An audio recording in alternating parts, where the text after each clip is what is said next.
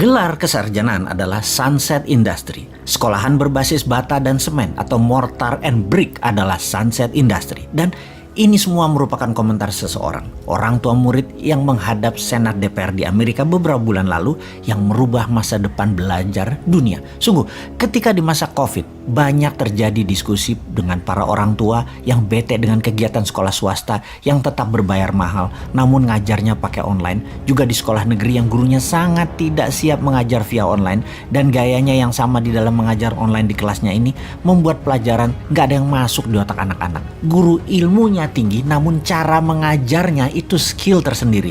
Karena faktor akademis yang ditekankan, maka ilmulah yang ditekankan. Padahal dalam dunia mengajar ada hal yang tidak kalah penting, yaitu cara mengajar dan ilmu yang sesuai dengan dunia nyata yang terupdate pada saat ini. Subjek kali ini adalah masa depan anak dengan pendidikan yang sesuai dengan kebutuhan pasar serta minat bakat. Saya teringat ketika ada video tentang orang tua murid yang mengajukan review pendidikan di Amerika ke DPR-nya Amerika beberapa bulan yang lalu, yang menurutnya terjadi pergeseran cara karena efek pandemi dan digitalisasi membuat pelajaran sulit diterima buat anak-anak. Dia di depan para anggota DPR itu berkata, "Sebutkan siapa presiden Amerika yang ke-16. Yang anggota DPR-nya pada bingung, coba-coba mengingat dan menebak-nebak. Kemudian unsur kimia apa setelah rhodium? Kemudian apa gunanya DNA dan RNA dalam tubuh manusia? Di mana palung laut terdalam di dunia? Apa tempat paling tinggi kadar oksigennya di dunia?" Semuanya bingung menjawabnya. Lalu dia mengatakan, "Ambil Google dan cari keyword tadi dan Anda akan menemukan jawabannya." Kemudian dia melanjutkan pertanyaan dengan, "Mengapa anak-anak otaknya diisi hafalan yang semuanya ada di Google dan bukannya harusnya anak-anak diajari dan dibekali dengan bagaimana cara memproses informasi dan membuat otak berpikir intelektual?" Inilah pernyataan berharga miliar atau million dollar question. Kemudian efek dari diskusi dengan anggota DPR tersebut saat ini di Amerika merubah cara mengajar dan apa yang dipelajari di kelas, di mana fungsi ruang kelas menjadi semakin berkurang. Sungguh, sistem edukasi di Indonesia pun harus diubah segera, pronto. Dunia hafalan dihilangkan, dunia keterampilan ditingkatkan. Buang sistem nilai dan ujian, ganti dengan sistem kompetisi kekaryaan, kompetisi olahraga, kompetisi sains, budaya, seni, art, dan lain sebagainya. Sekolah hanya sampai kelas 10 aja dan hanya sampai kelas 1 SMA. Sungguh, sekolah itu dibagi dua. 1 sampai 6 itu sekolah dasar, kelas 7 sampai 10 itu menengah. Lalu 1 tahun wajib militer tinggal di barak. Lalu kuliah adalah sekolah tinggi. Dan fokusnya bukan degree tapi keterampilan. Sekolah kelas 1 sampai 10 adopsi homeschooling dikombinasi dengan sistem sekolahan konvensional plus buang sistem nilai, ganti sistem kompetensi dan kompetisi. Sekolah hanya dari jam 8 sampai jam 12 untuk anak kelas 1 sampai kelas 3. Sekolah dari jam 8.30 sampai jam 14 untuk anak kelas 4 sampai kelas 7.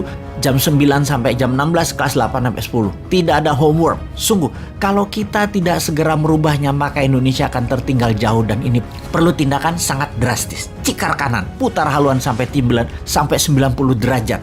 Geser segera, arahnya salah ini. Pendidikan kita sistemnya mengarah ke arah yang tidak jelas, bukan ke dunia baru, bukan ke dunia pencerahan. Sistem pendidikan kita tidak membuat anak-anak menjadi berkemampuan yang up to date, hanya hafalan, hanya pintar hafalan.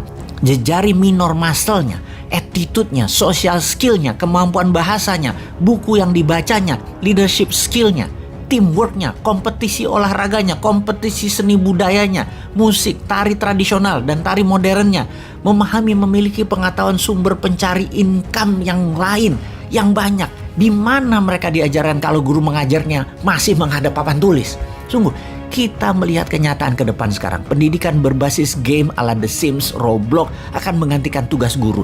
Diramalkan profesi dosen dan guru akan hilang karena kampus dan sekolah akan merubah menjadi semacam I.O. yang mengorganisir kegiatan aktivitas harian anak dengan keterampilan masak, pertukangan, main saham, main kripto.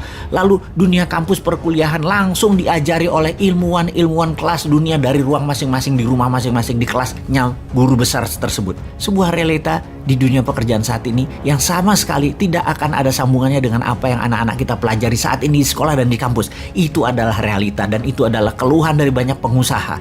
Dan pada saat ini juga kita menyaksikan kemunculan pekerjaan-pekerjaan baru yang tidak pernah kita kenal 10 tahun yang lalu, seperti barista, blogger, web developer, apps creator atau developer, smart chief listener, smart cattle manager, big data analyst, cyber troop, cyber psychology, cyber patrol, forensic cyber crime, smart animator, game developer, medical sonographer, crowdfunding specialist, social entrepreneur, fashionista dan ambassador, cloud computing system, cloud service specialist, dog whisperer, drone operator, dan lain sebagainya. Kita juga mendapat fakta ribuan cabang bank di seluruh dunia sudah ditutup dan ribuan lagi akan ditutup.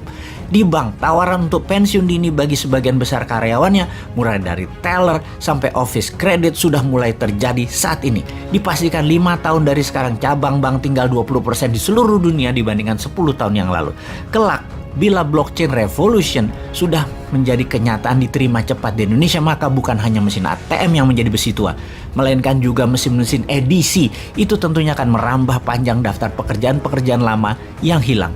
Fakta lapangan, ribuan bidang pekerjaan dan bisnis seperti kasir di supermarket, sopir taksi, HRD, loper koran, agen asuransi, guru, juga sejumlah akuntan diramalkan akan berkurang tinggal 50% dalam 5 tahun ke depan dibanding dengan saat ini. Kita tentu perlu segera merubah dunia pendidikan selaras dengan pekerjaan-pekerjaan dunia bisnis dan kegiatan-kegiatan manusia yang baru. Lalu, ayo lakukan segera. Kalau tidak mampu dilakukan dalam 2 tahun ke depan, minggir semua ya. Termasuk kalian kandidat yang di etalase 2024 yang juga ditunggu solusinya akan dunia pendidikan. Kalau tidak, ya minggir aja sekalian.